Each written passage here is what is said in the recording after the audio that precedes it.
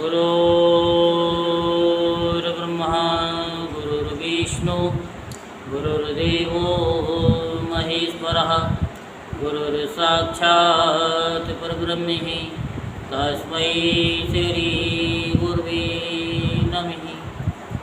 ॐ गजाननं भूतगणाधिसेवितं कपितजम्बुफलचारुभक्षणम् उमासुतं शोकविनाशकारिकं नमामि विघ्नेश्वरपादपङ्कजं। सच्चिदानन्दरूपाय विश्वोत्पत्त्यादिहेतवे तापत्रे विनाशाय श्रीकृष्णाय वयं नमः। आज हम आपको श्रीमद् भागवत महापुराण में परीक्षित का अनशन व्रत और सुखदेव जी के आगमन का प्रसंग सुनाते हैं। तो कल आपने कहाँ तक सुना कि समीक ऋषि के गले में राजा परीक्षित ने मरा हुआ सर्प डाल दिया और डाल करके वो अपने राज्य में आ गए। और समीक ऋषि के जो बड़े पुत्र थे श्रृंगी ऋषि, जब उनको ये पता चला तो उन्होंने उनको श्राप दे दिया कि आज से 7वें दिन राजा की मृत्यु होगी।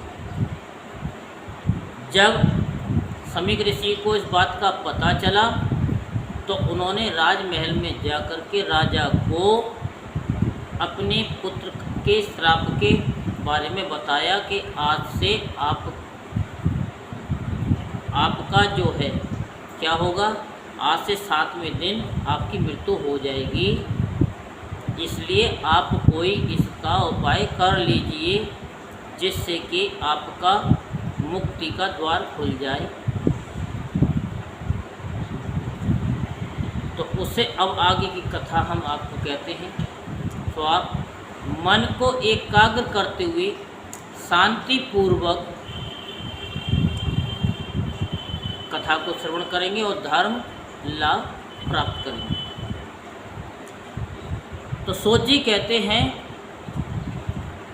राजधानी में पहुंचने पर राजा परीक्षित को अपने निंदनीय कर्म के लिए बड़ा पश्चाताप हुआ। क्यों हुआ?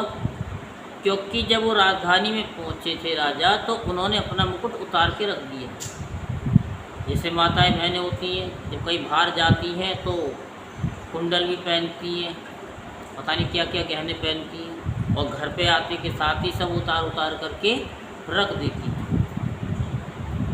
इस प्रकार से राजा ने भी अपना मुकुट उतार के रख दिया। और जब मुकुट उतारा तो उसमें था कली, क्योंकि वो अनीति का मुकुट था। और कली उतर जाने से सिर पर से इस तरीके समझो जैसे बुखार उतर जाता है तो शरीर फूलता हो जाता है। तो राजा को अपने निंदनीय कर्म का पश्चाताप होगा कि मैं ऐसा नहीं करता तो ठीक था, मुझसे ये गलती कैसे हो गई। तो अत्यंत उदास राजा हो गए। सोचने लगे कि मैंने निरपराध एवं अपना तेज छिपाए हुए ब्राह्मण के साथ अनार्य पुरुषों के समान बड़ा नीच व्यवहार किया है। ये बड़े दुख की बात है। अवश्य ही महात्मा के अपमान के फलस्वरूप शीघ्र से शीघ्र मुझ पर कोई घोर विपत्ति आएगी। मैं भी ऐसा ही चाहता हूँ। राजन का मैं भी ऐसा ही चाहता हूँ, क्योंकि उससे मेरे पाप का प्रायश्चित हो जाएगा और फिर कभी मैं ऐसा काम करने का साहस नहीं करूँगा। ब्राह्मण को या ब्राह्मणों की क्रोधाग्नि आज ही मेरे राज्य, सेना और भरे पूरे खजाने को जलाकर खाक कर दे। जिससे फिर कभी मुझ दुष्ट की ब्राह्मण, देवता और गौओं के प्रति मेरी पाप बुद्धि न हो। वे इस प्रकार चिंतन कर ही रहे थे कि उन्हें मालूम हुआ, जो मैंने बताया कि वो ऋषि वहाँ पहुँचते हैं और उनको बताते हैं कि इस तरीके से। तो ऋषि कुमार के साप से तक्षक मुझे डसेगा। उन्हें वे धधकती हुई आग के समान तक्षक का डसना बहुत भला मालूम हुआ। उन्होंने सोचा कि बहुत दिनों से मैं संसार में आसक्त हो रहा था, अब मुझे शीघ्र वैराग्य होने का कारण प्राप्त हो गया है, क्योंकि अब मृत्यु सिर पे है और उनको पता चल चुकी है कि आज से 7वें दिन मृत्यु होगी तो होगी। वे इस लोक और परलोक के भोगों को तो पहले ही तुच्छ और त्याज्य समझते थे, अब उनका स्वरूपतः त्याग करके भगवान श्री कृष्ण के चरणों की सेवा को ही सर्वोपरि मानकर आमरण अनशन व्रत लेकर वे गंगा तट पर बैठ गए। गंगा जी का जल भगवान श्री कृष्ण के चरण कमलों का वह पराग लेकर प्रभावित होता है, जो श्रीमती तुलसी की गंध से मिश्रित है। यही कारण है कि वे लोकपालों के सहित ऊपर नीचे के समस्त लोगों को पवित्र करती है। कौन ऐसा मरणासन पुरुष होगा जो उनका सेवन न करेगा। इस प्रकार गंगा जी के तट पर आमरण अनशन का निश्चय करके उन्होंने समस्त आसक्तियों का परित्याग कर दिया और वे मुनियों के व्रत स्वीकार करके अनन्य भाव से श्री कृष्ण के चरण कमलों का ध्यान करने लगे। तो ध्यान जब उन्होंने किया तो उस समय त्रिलोकी की पवित्र करने वाले बड़े बड़े महानुभाव ऋषि मुनि अपने शिष्यों के साथ वहाँ पधारे, क्योंकि राजा परीक्षित कोई साधारण राजा नहीं थे। कौन थे फिर? कौन थे? क्या राजा? परीक्षित। राजा थे परीक्षित? तो मुझे भी पता है। राजा परीक्षित भगवान के क्या लगते थे, पता है आपको? हाँ पता तो है। क्या? कुंती के तो पुत्र थे, उनके भी पोते लगेंगे। श्री कृष्ण भगवान के छोटे भाई थे। अब भाई कैसे हुई? हाँ अब एक बात बताओ, एक माँ के हाँ पहला पुत्र होता है, हाँ उसी गर्भ से आए हुए हाँ पहला पुत्र, उसी गर्भ से दूसरा पुत्र आता है, तो वो पहले वाले का क्या लगता है? भाई लगेगा। भाई लगेगा। उसमें गर्भ में गए, उसमें कह रहे हो है ना? हाँ, तो उसी के कह रहा हूँ, तभी तो आपकी समझ में वैसे आएगा रिश्ते ना। वैसे रिश्ते नहीं, या तो बहुत सारे रिश्ते वाले गहराई और तत्व ज्ञान की बात है, छोटे भाई। क्योंकि भगवान उत्तरा के गर्भ में गए थे। गए थे तो सबसे पहले उनकी रक्षा करके बाहर कौन आए? वही है कृष्ण भगवान आए सबसे पहले, तो बड़े हो गए। हाँ और परीक्षित बाद में आए, वो छोटे। तो वो छोटे भाई हो गए। अब छोटे भाई हैं तो कृष्ण भगवान के भ्राता हैं, हाँ और जब भ्राता हैं तो जब वो ध्यान में गए तो ध्यान किनका कर रहे हैं? वो वही भगवान का, जो गर्भ में उन्होंने दर्शन किया था, उन्हीं का वो ध्यान करने लगे। जब उनका ध्यान किया तो जब हम उनका ध्यान करते हैं तो भगवान पहले अपने दूत भेजते हैं। तो वहाँ ऋषि मुनि अपने शिष्यों के साथ वहाँ पधार गए। उन्हें कोई बताने नहीं गया, वो तो ध्यान में बैठ गई गंगा तट पर। तो वहाँ ऋषि मुनि आए, संत जन प्राय तीर्थ यात्रा के बहाने स्वयं उन तीर्थ स्थानों को ही पवित्र करते हैं। उस समय वहाँ पर अत्रि, वशिष्ठ, बताओ कौन कौन से ऋषि नहीं आए, चमन ऋषि भी आए, शरद्वान, अष्टनेमी, भृगु, अंगिरा, पाराशर, विश्वामित्र, परशुराम, उतथ्य, इंद्र, प्रमथ, एतम्वह, मेधातिथि, देवल, अरिष्टेशन और भरद्वाज, गौतम, पिप्लाद, मैत्रेय और कवश, अगस्त्य, भगवान व्यास, नारद तथा इनके अतिरिक्त और भी कई श्रेष्ठ देव ऋषि, ब्रह्म ऋषि और अरुणादि राज ऋषि वर्यों का शुभागमन हुआ। इस प्रकार विभिन्न गोत्रों के मुख्य मुख्य ऋषियों का एकत्र देखकर राजा ने सबका यथा योग्य सत्कार किया और उनके चरणों में सिर रख कर के वंदना की। जब सब लोग आराम से अपने अपने आसनों पर बैठ गए तब महाराज परीक्षित ने उन्हें फिर से प्रणाम किया और उनके सामने खड़े होकर शुद्ध हृदय से अंजलि बांधकर वे दोनों कुछ करना चाहते थे उसे सुनाने लगे।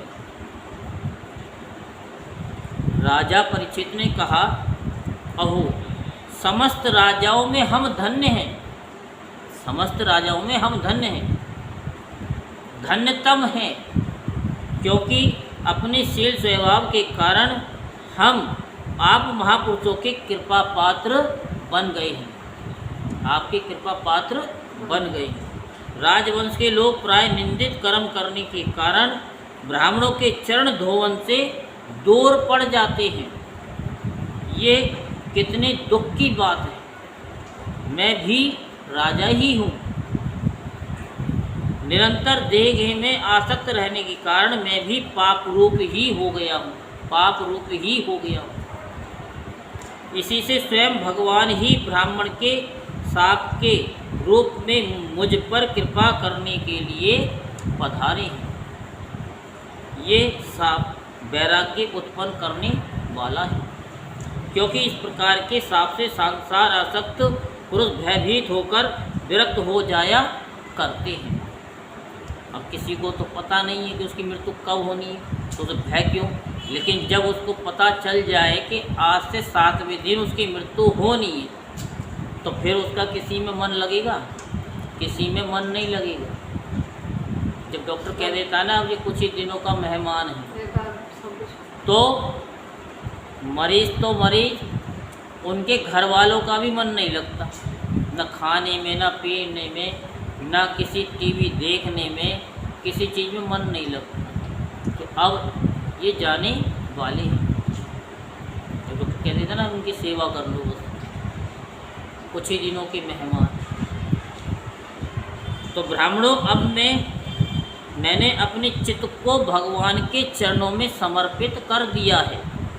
आप लोग और माँ गंगा जी शरणागत जानकर मुझ पर अनुग्रह करें, क्योंकि मैं इनकी शरण में आ गया। ब्राह्मण कुमार के शाप से प्रेरित कोई दूसरा कपट से तक्षक का रूप धरकर मुझे डस ले अथवा स्वयं तक्षक आकर के डस ले, इसकी मुझे तनिक भी परवाह नहीं है, क्योंकि मैं ऐसी जगह पे आ चुका हूँ। आप लोग कृपा करके भगवान के रसमयी लीलाओं का गायन करें। उसे पता है कि 7वें दिन मृत्यु होनी, फिर भी वो लीला कथा सुनने के लिए कह रहे राजा कि भगवान की लीलाओं की कथाएं करें।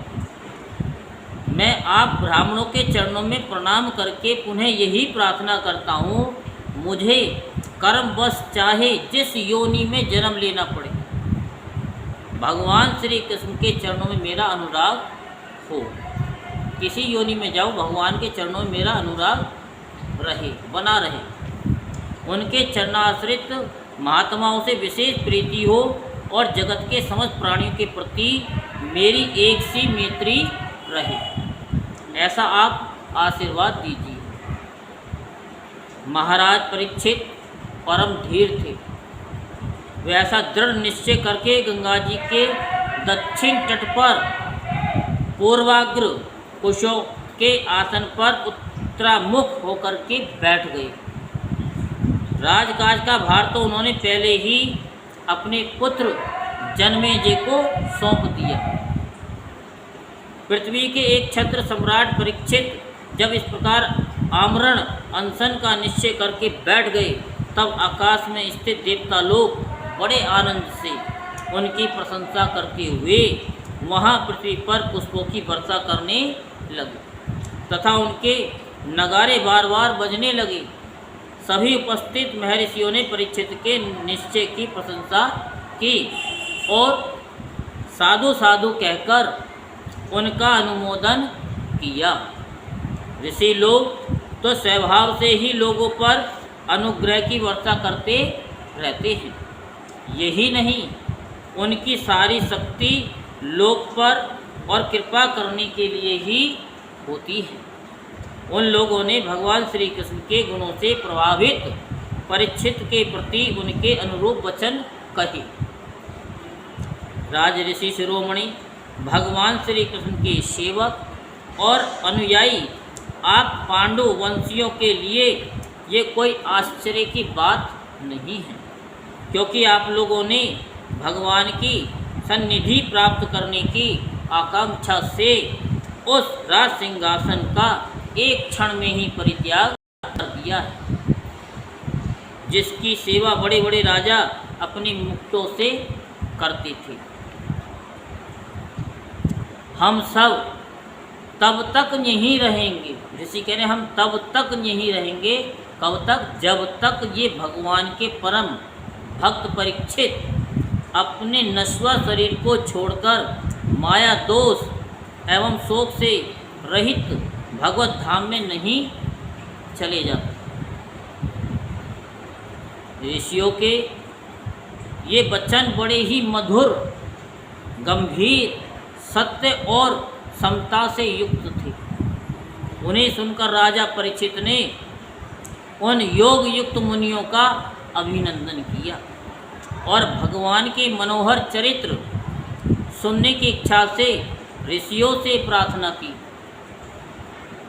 महात्माओं, आप सभी सब और यहाँ पधारे हैं। आप सत्यलोक में रहने वाले मूर्तिमान वेदों के समान हैं।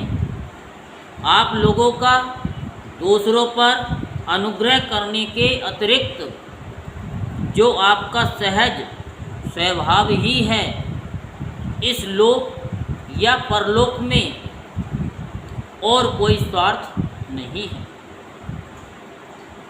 विप्रवरों, आप लोगों पर पूर्ण विश्वास करके मैं अपने कर्तव्य के संबंध में पूछने योग्य प्रश्न करता हूँ। आप सभी विद्वान परस्पर विचार करके बतलाइए कि सबके लिए सब अवस्थाओं में और विशेषकर थोड़े ही समय में मरने वाले पुरुषों के लिए अंतःकरण और शरीर से करने योग्य विशुद्ध कर्म कौन सा है, कौन सा कर्म है।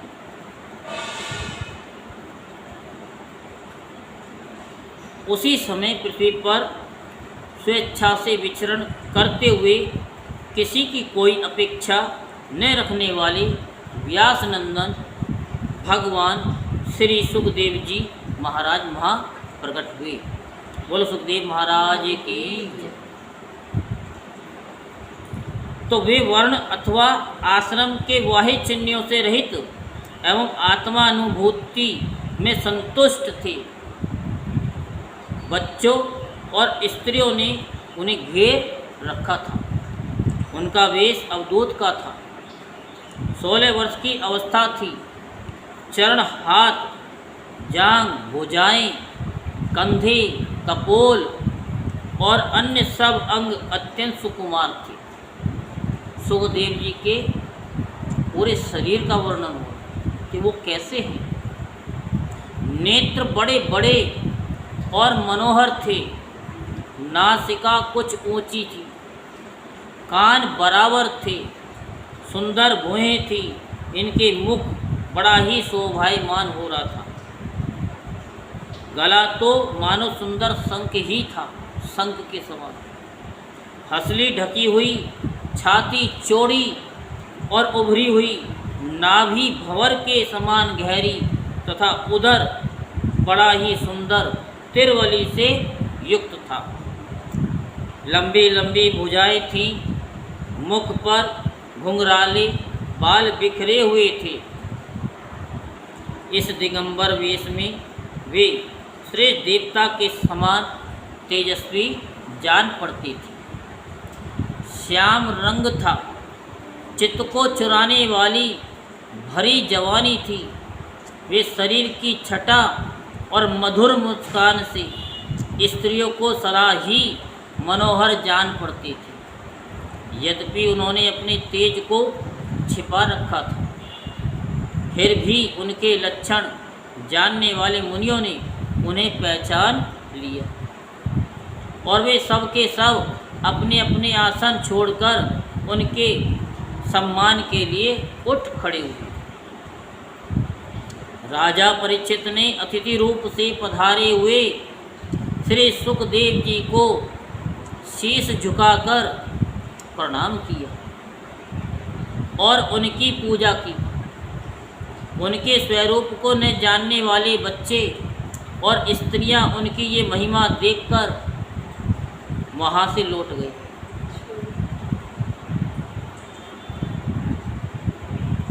सबके द्वारा सम्मानित होकर श्री सुखदेव जी श्रेष्ठ आसन पर विराजमान हुए।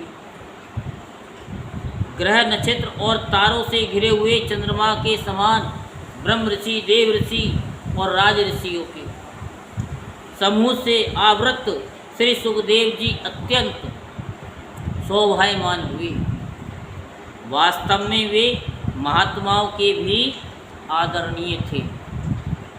जब प्रखर बुद्धि श्री सुखदेव जी शांत भाव से बैठ गए, तब भगवान के परम भक्त परीक्षित ने उनके समीप आकर और चरणों पर सिर रख कर के प्रणाम किया। फिर खड़े होकर हाथ जोड़कर नमस्कार किया। इसके पश्चात बड़ी मधुर वाणी से उनसे पूछा, किसने? राजा परीक्षित ने, कि ब्रह्म स्वरूप भगवान, आज हम बड़भागी हैं, बड़भागी हुए हैं, क्योंकि अपराधी क्षत्रिय होने पर भी हमें संत समागम का अधिकारी समझा गया। आज कृपा पूर्वक अतिथि रूप से पधार कर आपने हमें तीर्थ के तुल्य पवित्र बना दिया। आप जैसे महात्माओं के स्मरण मात्र से ही गृहस्थों के घर तत्काल पवित्र हो जाते हैं। फिर दर्शन, स्पर्श, पाद प्रक्षालन और आसन दान आदि का सुअवसर मिलने पर तो कहना ही क्या है।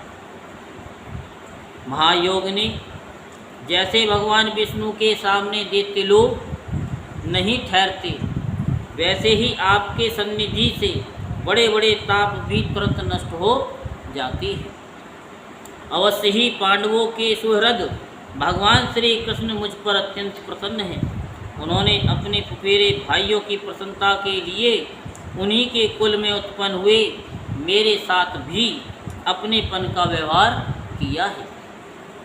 भगवान श्री कृष्ण की कृपा न होती तो आप सरीके एकांत वनवासी अव्यक्त गति परम सिद्ध पुरुष स्वयं पधार कर इस मृत्यु के समय हम जैसे प्राकृतिक मनुष्यों को क्यों दर्शन देते?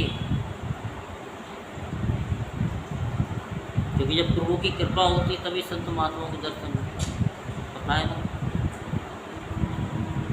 आप योगियों के परम गुरु हैं, इसीलिए मैं आपसे परम सिद्धि के स्वरूप और साधन के संबंध में प्रश्न कर रहा हूँ। क्या जो पुरुष सर्वदा मरणासन है उसको क्या करना चाहिए? भगवान साथ ही ये भी बतलाइए कि मनुष्य मात्र को क्या करना चाहिए। वे किसका श्रवण करे, किसका जप करे, किसका स्मरण करे और किसका भजन करे तथा किसका त्याग करे। भगवत स्वरूप मुनिवर, आपका दर्शन अत्यंत दुर्लभ है, क्योंकि जितनी देर एक गाय दुही जाती है गृहस्थों के घर पर, उतनी देर भी आप नहीं ठहरते। सूत जी कहते, जब राजा ने बड़ी ही मधुर वाणी में इस प्रकार संभाषण एवं प्रश्न किए, तब समस्त धर्मों के मर्मज्ञ व्यास नंदन भगवान सुखदेव जी उनका उत्तर देने के लिए तैयार हुए। बोल वृंदावन बिहारी लाल की जय, बोल बांके बिहारी लाल की जय। जय जय श्री राधेश्याम, जय जय श्री राधेश्याम, जय जय